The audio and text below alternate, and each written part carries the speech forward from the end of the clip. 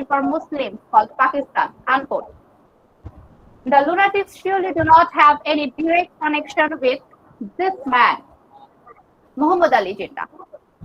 But, quote unquote, this man is actually deciding their fate.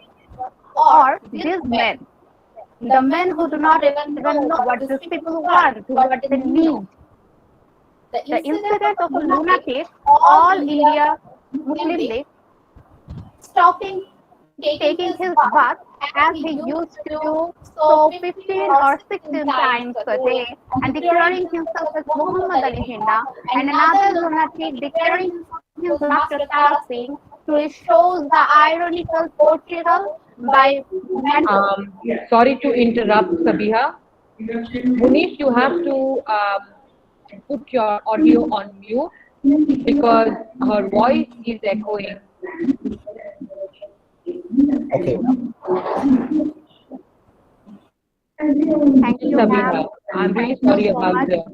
Am I clearly audible now? Yes. Thank you so much. Thank you, ma'am. Okay. This is how slowly a whole bunch of people enters into the phase of disability. Quote unquote, as to where Pakistan was located, the inmates knew nothing. That was why both the mad and the partially mad were unable to decide whether they were now in India or in Pakistan. If they were in India, where on earth was Pakistan? And if they were Pakistan, then how come that until only the other day it was India? That's a very simple question. This is one of the central issues related to the partition, addressed by Manto here in this text. Manto has provided us with a new lens to visit and revisit the major terms like state, border, land, etc. He invites us to take a deep dive into the minds of the lunatics and rethink who are the actual lunatics. The firm declaration of a lunatic, I wish to live neither in India nor in Pakistan, quote unquote, I wish to live in a tree, and this tree is the only belonging for him, shows how unjust the decision of the whole action actually is. The Sikh lunatic Bishan Singh can be analyzed in this regard. Bishan Singh has not slept a wink in 15 years. Occasionally, he could be observed leaning against a wall. The rest of the time, he was always found standing on his legs. His destination was Tobatek Singh. When nobody could answer him where his mulk was, quote unquote, the word mulk, him confused. One of the inmates once declared himself God. Bishan Singh asked him if he knows where Tobatek Singh is. But I'm going to quote from the story as he said, but God appeared to be preoccupied with more pressing matters. This is how the helplessness, the disability of people become evident. One of Bishan Singh's friends, Fazluddin, comes to meet him and tells him that his daughter and other members are safe in India. The two brown buffaloes had also moved to India along with other members of the village, but Fazluddin could not do so. So the question of identity and disability created from a stateless nation are real questions. The constant confusion in the minds of the lunatics, India, Pakistan, Pakistan, India, no, Pakistan creates a sublime effect of the mental dilemma caused as a result of this partition. The newspapers are of no use because the guards were ignorant and illiterate. So a complete detachment from reality is created purposefully. Let's not forget Manto's attack to a definite country through the characters of the Anglo-Indians, where major concern is their unchanged status after independence.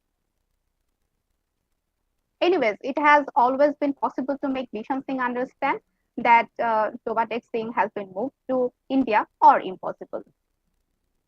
But Tobatek Singh is not just a piece of land for Bishan Singh, this is mulk, where his emotions and affections were. This is the story of the people living in a stateless condition, not only on a geographical level, but also on a mental level, which causes disability. This is the story of Bishan Singh becoming Tobatek Singh. The dilemma of India, Pakistan, Pakistan, India is resolved in no man's land, quote unquote.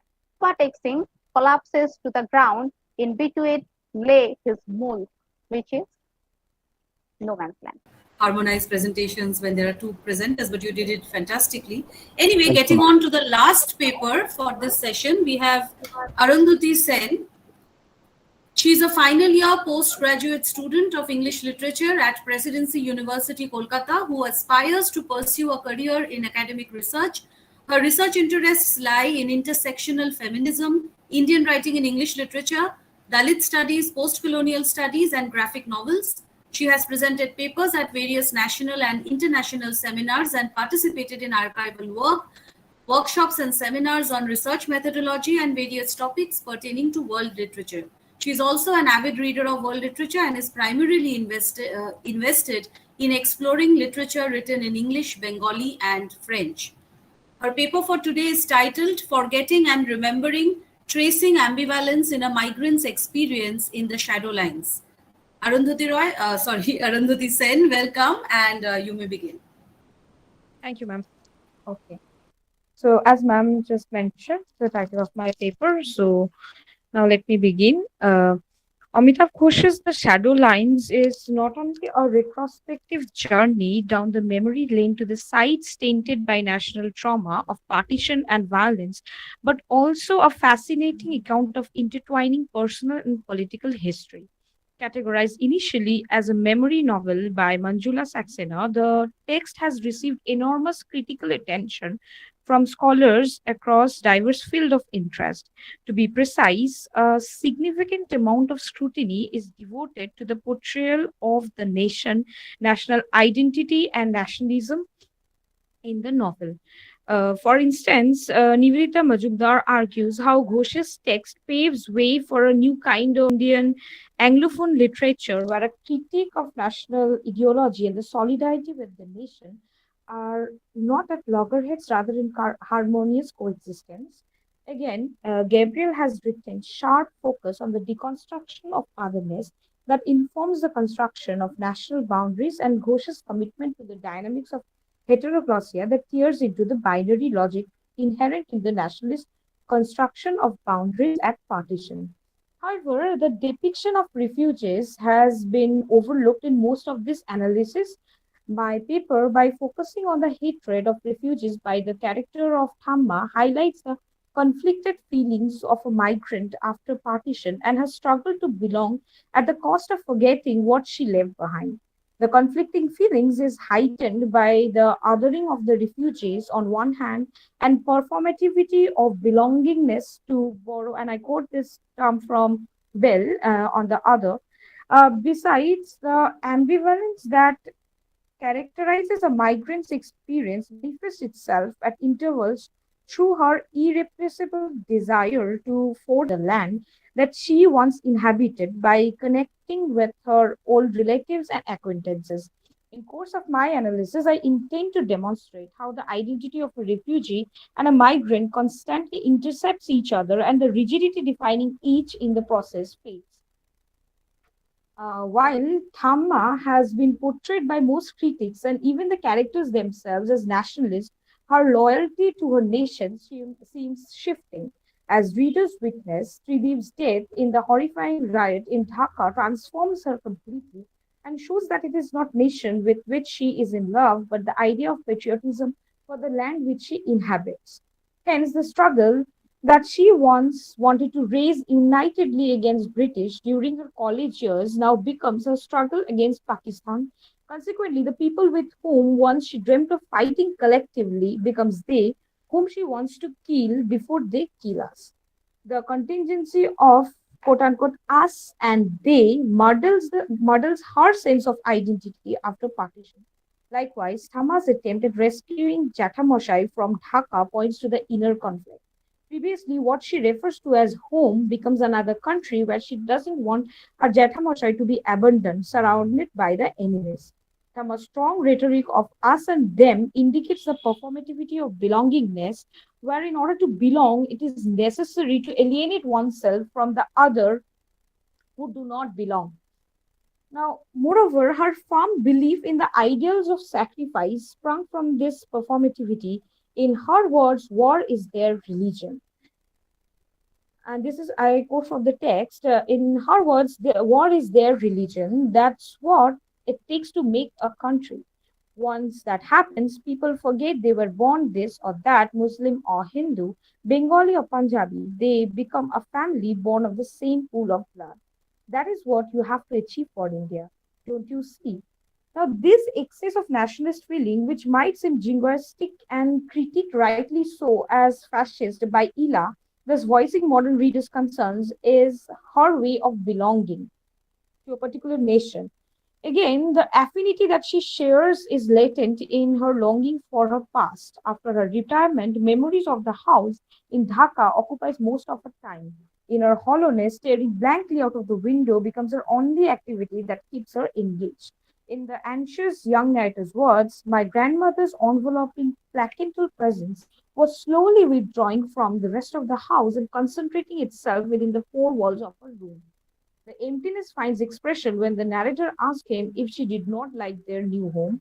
To his question, she smiles and replies sadly, but you know, it's very different from the house Maya and I grew up in. The rest of the evenings were spent in recounting the tales of her Dhaka house to her grandson and all the things people think about when who had come across the border from the east to during or just before the partition. Most of them had settled just as his grandmother had done in that part of Calcutta, which was still then undeveloped. So it was not really much of a coincidence that the narrator's grandmother often ran into people she had known or heard of in Dhaka when she went on her walks by the lake. These walks not only cheered her up but gave an anchor to her wandering thoughts about the past. As the narrator observes, my parents were pleased about her walks. I overheard them saying she had become easier to cope with now that she was going out of the house regularly and meeting people her own age. I claim it was not just her interaction with people of her own age, but also people from the same land, as later becomes evident in her chance meeting with Minadi. Also, on being asked by his son, what do they usually talk about, her reply, oh, we're not interested in anything as current as that. The past is what we talk about. She identifies with them in her struggle of belonging and a common past. Hence, this walk soothed her troubled memories haunted by the horrors of partition. Contrarily, in her way to meet her only relative, when she sees the refugees in the Gold Park, her hatred is evident. When I she says, when I last came here 10 years ago, there were rice fields running alongside the road. It was the kind of place where rich Calcutta people built garden house and look at it now, as filthy as a babui's nest. It's all because of the refugees flooding in like that. This sparks from a desire to forget what she has been through. The otherization of refugees becomes a hallmark of her belongingness. Fathoming her displeasure when her son teases her by uttering, just like we did, she snaps, we are not refugees. We came long before partition.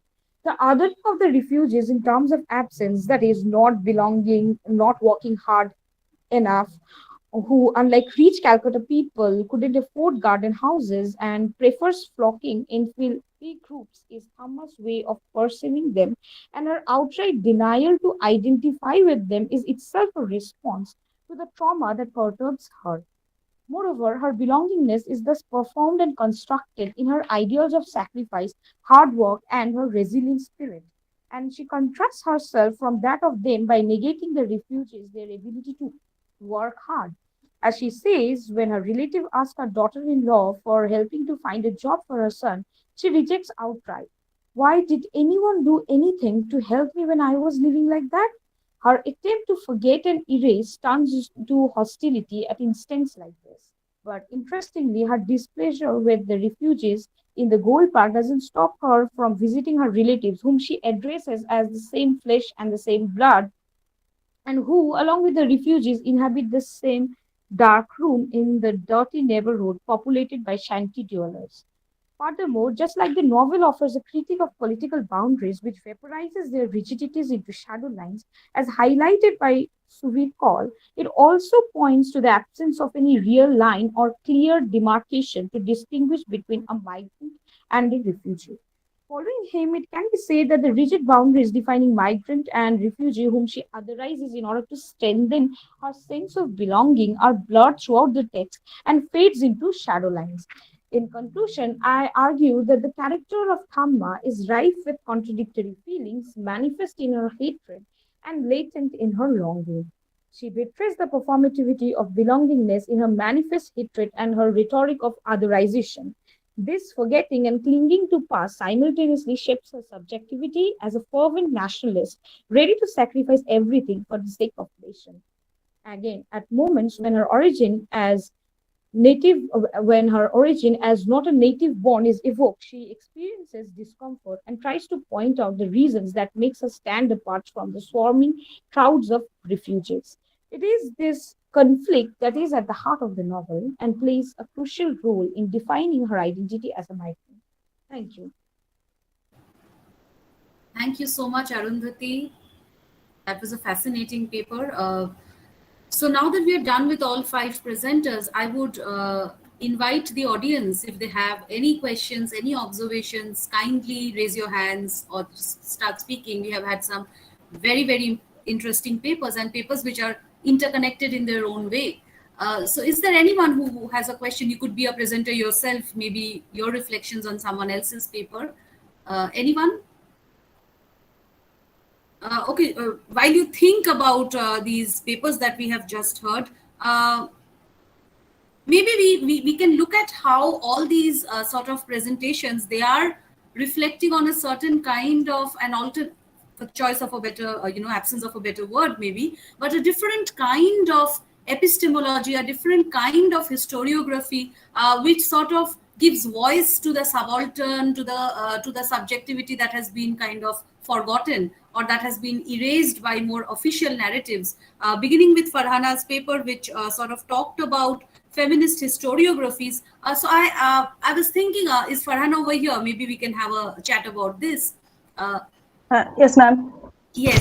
So Farhana, because you were talking about Anam Zakaria's sort of work, and it sort of made me also think about, of course, Borders and Boundaries by Urvashi Butalia and Ritu Menon, and how, in Borders and Boundaries, something that they say about these women speaking about their past experiences, women who have lived to tell the tale.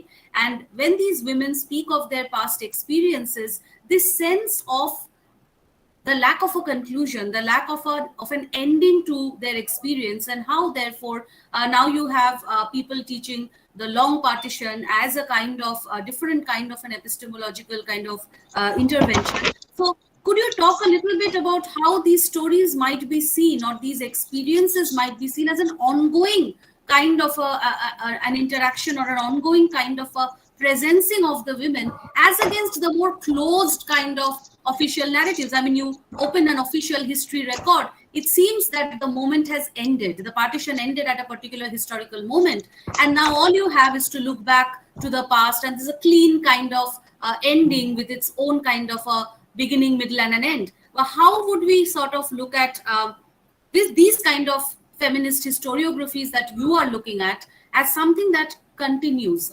Could you sort of comment on that? Yes, ma'am. Here Anam Zakaria is talking about the every caste, every society, every people, not only about the children, adult, men, women. She present a universal discussion. She has taken a live interviews, not only from Pakistan, but also Indian also, and she tries to give unbiased views from generation to generation. If we come to our next generation, means in our future generations, then we come to see that the next our future generation gives already has biased views and jingoism views. Always they think the other as a murderer, slaughters. It has been repackaged from the long history in our partition. Since the partition, it has been repackaged as by as. So through this Anam Zakaria, she has not only taken the live interviews, not only they are murder and slaughters, but also there are some sort of repressed memories that also can give a clear-cut views that has not been stated by our society, our book, our media, our society, and different photographs and medium. So in the sense, Anam Jagare tries to gives a equal and unbiased unbiased views. And here he normally divide the novel in 4 parts. There is where you can find the peoples before partitions, after partitions, and after the 1980s, and also the new generation also. Through these overall live interviews, she tries to clear those views and give a new understanding of the partition. Thank you, Farhana. Yes, I mean, certainly it is a new kind of a perspective which sort of challenges these kind of official narratives, or what you said, the jingoism that is replete in the kind of media coverages, or even in the kind of sort of interactions that goes on. Anyway, thank you for that answer. Is Vishalakshi over here? I mean, I think she was in an emergency, so she might not be here because again her.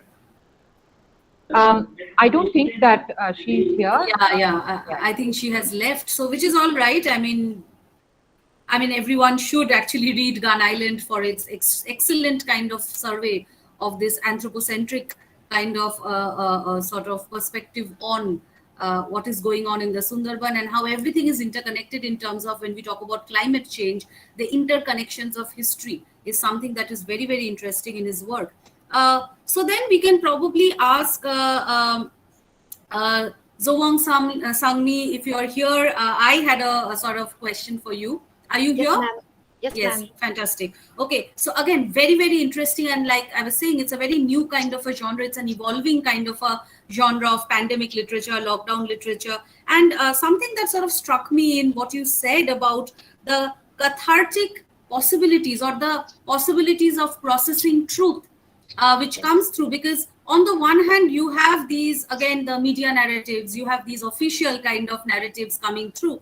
And I mean, in the case of India, which is something that you're looking at, how there has been this whole post-truth problem clearly in the official kind of messaging that has gone around, the kind of defensiveness, the kind of apathy that has come through for the past 2 years on the part of the government kind of messaging, which is, you have talked about it as well. So what do you see as this kind of a new emergent genre of the of the pandemic or the lockdown literature? How do you understand this cathartic aspect in that kind of, when you juxtapose it with the official narrative? Yes. Okay. Thank you for your question. And sorry, I was able to appear again on screen because I restarted the laptop and then. That's all right. We can see you now. Yes. Okay. So, yes, I have during my paper as well, I have talked about the importance of fiction. You know, there have been so many pandemics over the centuries. This isn't the first time that it happens, and you know, there are so many similarities in the way things are occurring. So even though they are. The pandemics happened centuries apart. So many things are similar. However, it has been noted that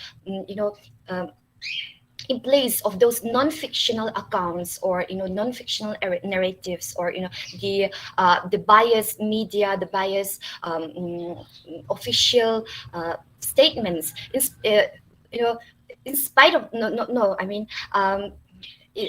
those, instead of those type of non-fiction narratives, fiction, the role of literature, that it has plays an important role because it gives us a sort of it gives us a playground. It is like a playground for the writer to express what they truly want, to express and reveal the truth. And it is where readers can actually gain a source of empathy, a source of, as mentioned, a cathartic feeling towards it. So I think it has played an important role. Okay, thank you so much for your answer. Again, the next paper again talked about Tauba Tek Singh, and we had Sabiha and Munif. Does anyone have any question for them though? Because I'm the one asking all the questions. So if anyone else has any kind of observation for their paper on Toba Teksik, and again, we are continuing with this issue of the partition and how, so before others might ask something, maybe one of the questions I had, because you brought in the element of disability as one of the kind of narratives. So my question was, is disability also part of this exclusion, the way that the nation excludes within its definition of what is correct and what is allowed? Do we see disability also as a part of that narrative which excludes? Because over here we are looking at the space of the lunatic asylum and the kind of exclusion that goes on within that space in terms of how we understand what is normal and what is not. So this, in fact, the abnormality, quote unquote, abnormality of the partition itself, of the violence of the partition, of the abnormality of the logic of the partition. So how would you look at disability as a trope, not just as the psychological aspect of it, but disability as a kind of a narrative that sort of seems to challenge nationalism itself or hyper-nationalism? Is there a possibility of seeing it as something, since you brought it up in your presentation? Yeah, absolutely. Thank you, ma'am. Can you hear me? Yes, I yeah, can. as you have mentioned that we have brought disability as a psychological fact, like connecting disability to that perspective where a whole group of people are feeling disabled or are having the sense of disability. But at the same time, you are mentioning that can disability be seen as a trope? Yes, of course. That's a very, very innovative idea. And I think it can be seen as a trope. Like in the narrative, when the setting, as I have already mentioned in my presentation, that the setting is a lunatic asylum.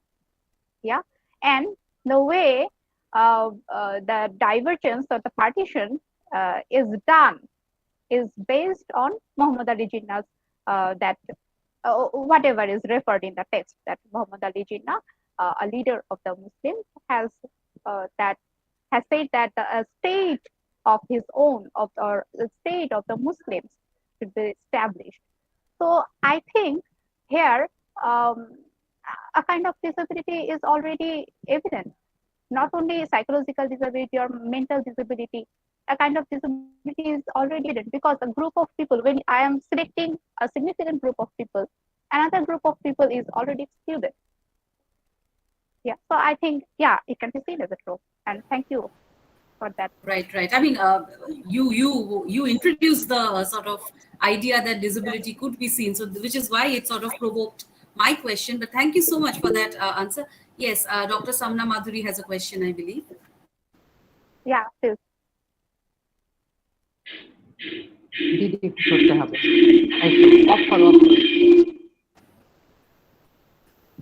Yeah, hi. Am I audible? Yeah. Okay. So I have one question for Munif and for Sabiha. You use the word mulk in your abstract, right? So now, I wanted to ask you, if it would be proper, if we can, to translate the word mulk, can we use the term desh, a term that we popularly use in Bengali? And when we say the word desh, what is the word that we are looking at? Does this word desh means home that we belong to? Because there are multiple meanings of this word desh, right? One is, of course, country, and the second is, the place that we belong to, which is what we say when we talk to each other as desher badi jabo, right? Now, can you connect these concepts to your paper? So rather than using the term mulk, if you can very quickly articulate how are you looking at the term mulk, as in the word desh as a country, or as in the word desh as desher badi or home? Thank you for your question. I think that's a fantastic question, because when I'm saying that I'm using the word mulk, this has got a different connotation. And the word mulk, if I'm not wrong, it's an Urdu word. So when I'm using this Urdu mulk, this has got different connotation, different socio-cultural background, and different emotions, different attachment. When I'm saying desh, they have got different attachment. Yeah, it can be translated to some extent, but I would prefer not to do so. If you ask me for my opinion, I would prefer not to do so, because I think the socio-cultural equipments, the socio-cultural arena or geographical arena or mental arena, or you can also include emotional act, is not equal to the word desh as we experience that. I can already say that home, the word home can never be equal to the word bari, and the word bari can also be synonymous to the word ma. All right. So, Thank you so much. yeah. And Munif, do you want to add on to something to what she said, or you would stick to what she has said? I'd stick to what she had said, because I think home is not about just a physical state of being. Desh. I think desh is not just referring to that kind of feeling what the word mulk is expressing.